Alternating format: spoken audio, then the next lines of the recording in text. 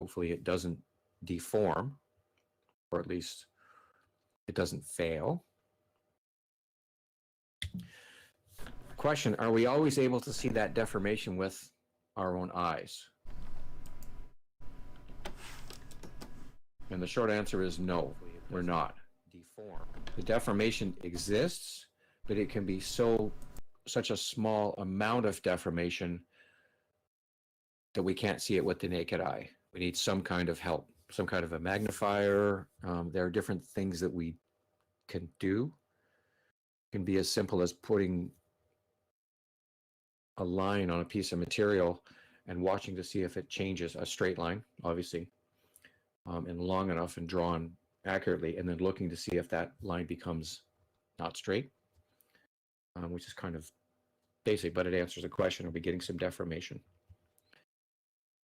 And there are all kinds of other things we do, strain gauges and things. Another example is the fact that if you have a polished metal surface, it reflects light. Light is an energy source, relatively low unless we've magnified it into a laser or something, but it's still being acted on by an energy source. It's not going to change the material as long as there's no significant amount of energy in that light, but we're still having a response.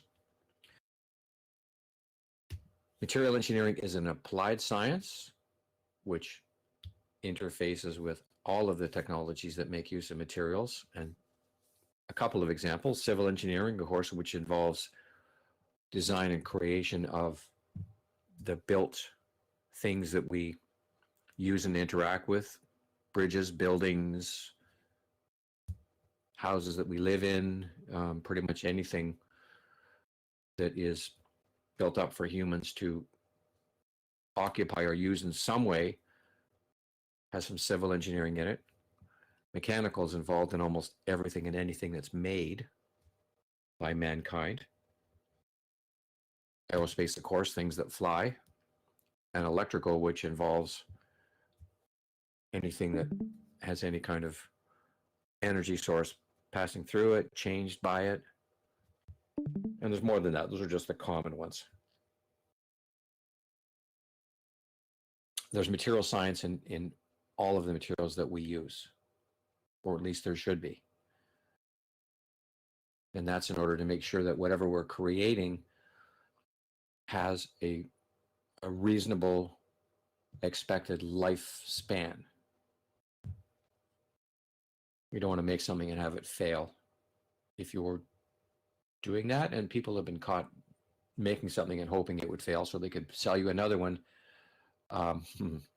that's a good way to end up in court, and somebody will take you to court if you're deliberately making things that you want them to break so you can charge the person for fixing it. That's a good way to get in trouble. So why is material science important for mechanical engineers? Advances in materials have preceded almost every major technological leap since the beginning of civilization.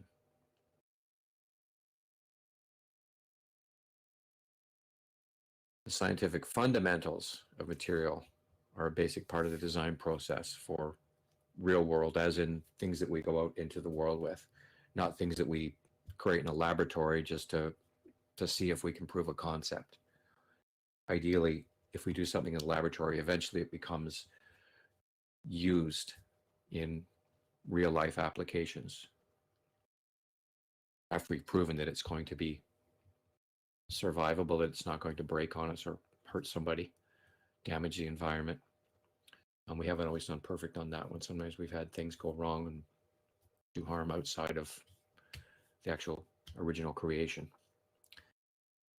According to the National Science Foundation, some of the engineering challenges for the 21st century are nanotechnology, which is fairly new, about 15, maybe 20 years old at the most.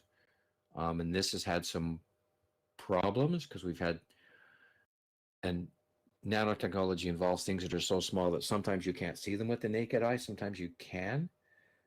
And we've had nanotechnology used in consumer products where it's created a problem in the environment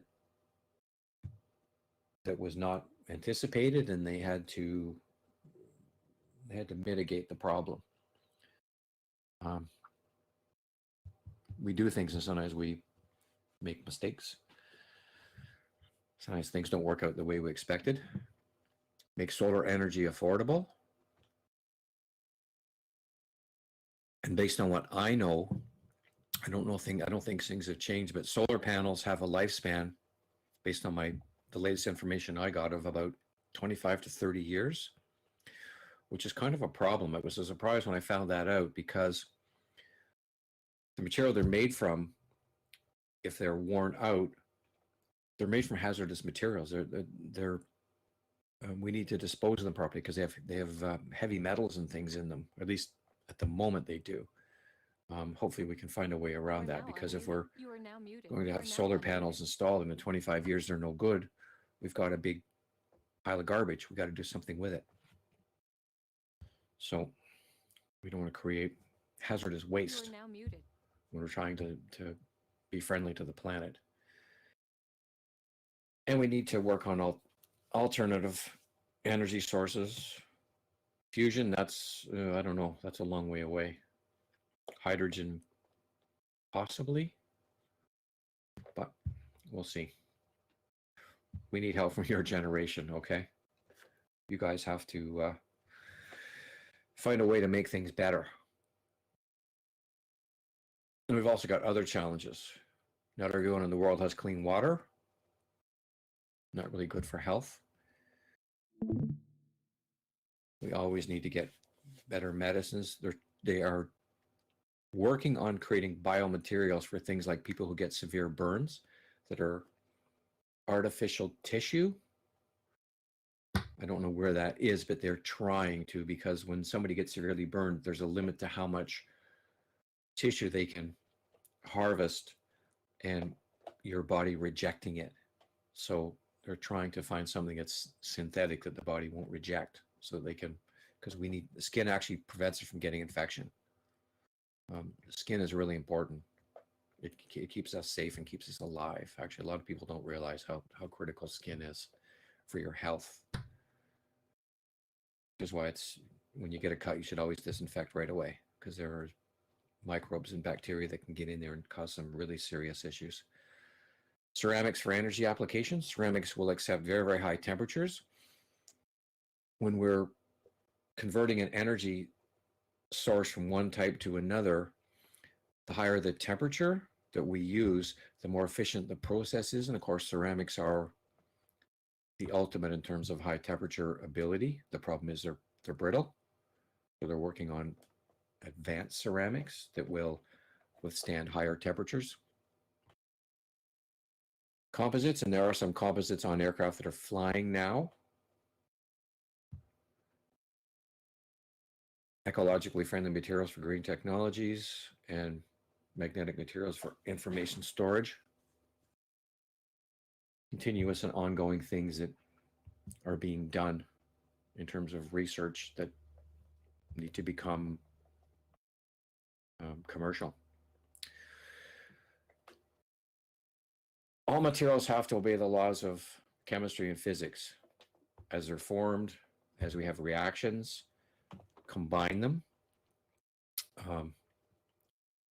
Engineering materials require a deeper understanding of chemical nature, so the composition of what you can put together, the structure, as in the way the atoms arrange themselves.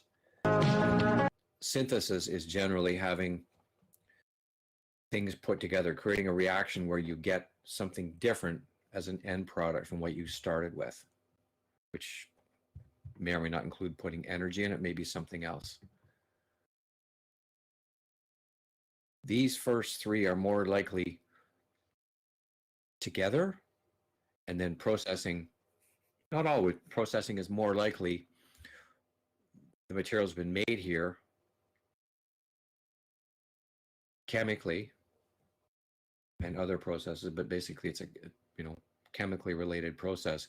Processing could be mechanical, shaping it into something that we can actually use.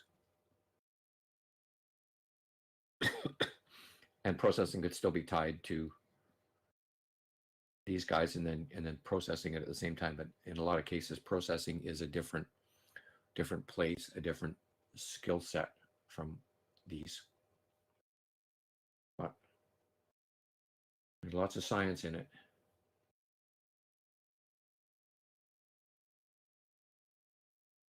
We have something called materials triangle, which relates the property of the material, the structure, which is the bonds that hold it together, atoms, molecules, and the energy that forms it, and then manufacturing as in how we create it. And performance, which is the center of the triangle, the middle of it, or the body of it, it's a balancing act between all three of those. If we create a wonderful material with property and structure, and we can't manufacture it into a shape that we can use, then we haven't solved anything, because we have to be able to manufacture it into some shape or form that is actually useful for us. I will stop there because it's 10 to 1, and I will see you guys one at a time, or at structure, which is page 8. And I will see you in the lab sections tomorrow, okay? And that one will be recorded because you're broken down into individual groups. So I won't be treating anybody different than anybody else. The reason I'm not recording is because it's not fair for the group that would have access and nobody else does. Okay, take care, stay safe, and we will talk again tomorrow.